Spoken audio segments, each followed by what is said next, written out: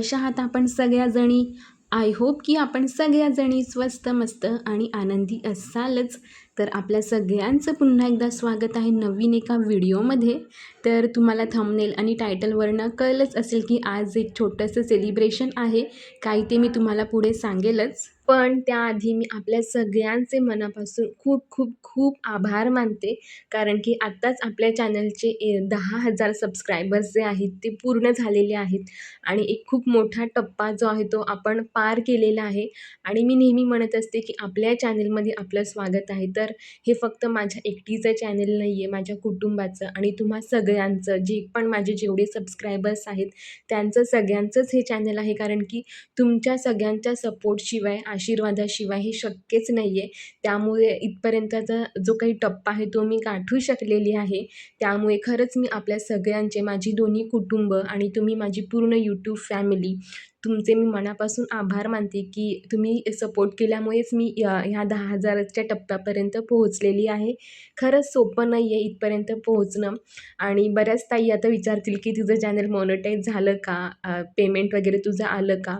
तर आता ह्या व्हिडिओत तर मी काही ते सांगणार नाही आहे तुम्हाला, पण लवकरच यावरती मी तुम्हाला एक व्हिडिओ घेऊन येईलच. आणि खरंच आता लवकरच 1 वर्षसुद्धा होईल माझ्या चॅनलला ओपन करून.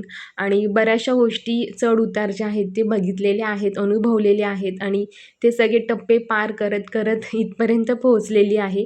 आता पुढचा जो सगळ्यात मोठा प्रत्येक यूट्यूबरचं स्वप्न असतं की आपले 10,000 सबस्क्रायबर्स झाले की आता 1,00,000चा टप्पासुद्धा आपल्याला पार करायचा आहे. आणि माझंही तेच आहे की नेक्स्ट गोल जो आहे तो आपला हाच असणार आहे की आपला 1,00,000चा जो टप्पा आहे तो पुढच्या एप्रिलपर्यंत पूर्ण झालाच पाहिजे आणि मला तो करायचाच आहे.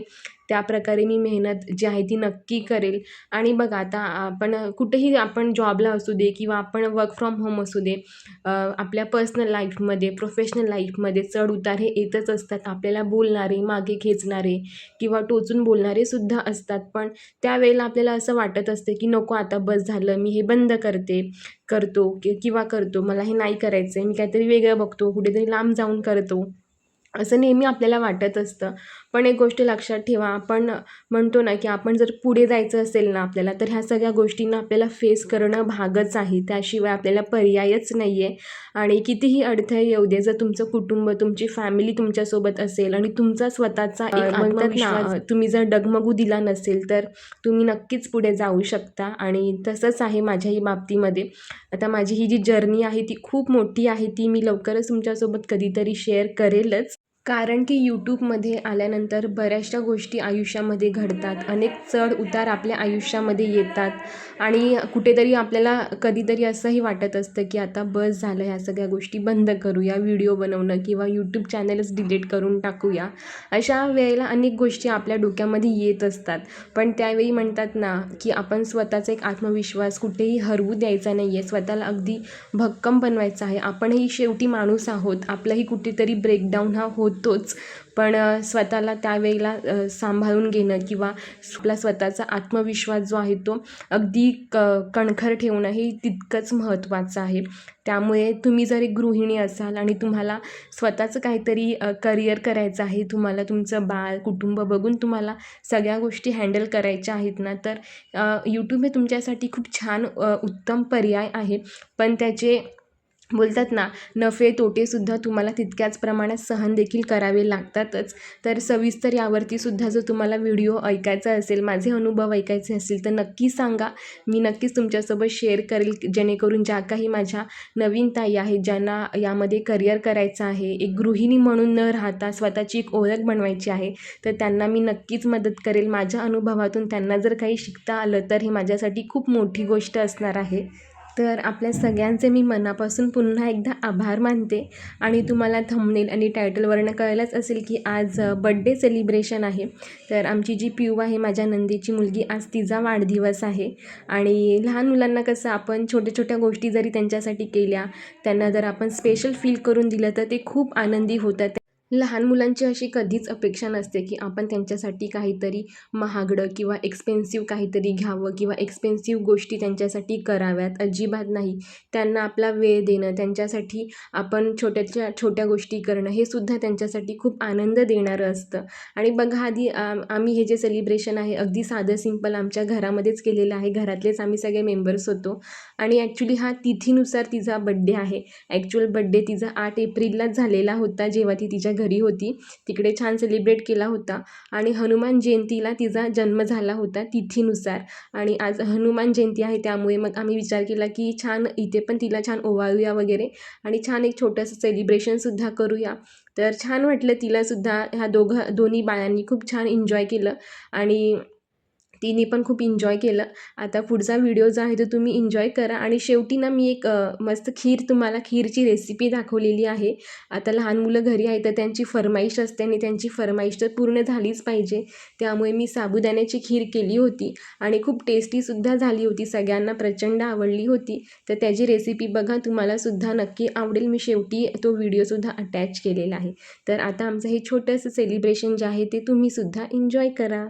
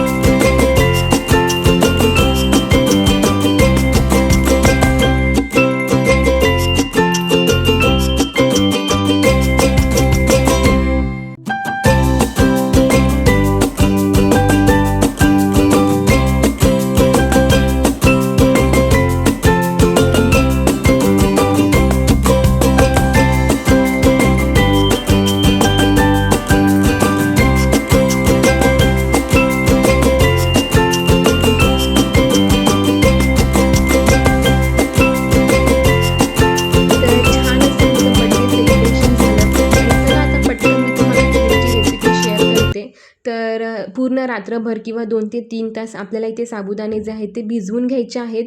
अर्धा लिटर दुधाची मी इकडे खीर केली होती. तर अर्धा लिटर दूध जे आहे ते मी छान असं उकळून घेतलं होतं. उकळी आल्यानंतर मी याच्यामध्ये साबुदाणे जे आहेत ते ॲड केले. आता ही खीर आपल्याला छान अशी मंद आचेवरच शिजवून घ्यायची आहे. जितकी ती मंद आचेवर शिजेल ना तितकंच छान असा फ्लेवर त्याचा येतो. आता जशी ही शिजेल ना तसं ह्याला थिकपणा जो आहे तो येतो. आता याच्यामध्ये मी छान अशी केसर टाकलेली आहे आणि केसरने खूप सुंदर फ्लेवर येतो आपल्या या खीरला. त्यानंतर मी याच्यामध्ये साखर ॲड केलेली आहे आणि त्यानंतर पिस्ता, काजू, बदाम आणि वेलची याची मी पूड तयार केली आणि ती पूडसुद्धा याच्यामध्ये ॲड केली आणि सगळ्यात शेवटी ही पूड ॲड केल्यानंतर अजून 5 ते 10 मिनटं याला मंद आचेवर छान अशी शिजवून घ्यायची आहे.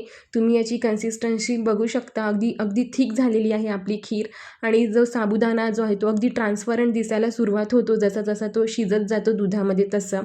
तर बघू शकता इकडे आपली खीर जी आहे आता खाण्यासाठी तयार झालेली आहे आणि खरंच सगळ्यांना ही खीर प्रचंड आवडली. मुलांनी आणि घरातल्या सगळ्यांनीही एन्जॉय केली. आय होप की तुम्हाला हा आजचा व्हिडिओ नक्कीच आवडला असेल तर प्लीज छान छान कमेंट्स करा, लाईक करा, शेअर करा आणि भेटूया अशाच एका छानशा व्हिडिओमध्ये. तोपर्यंत काळजी घ्या. बाय.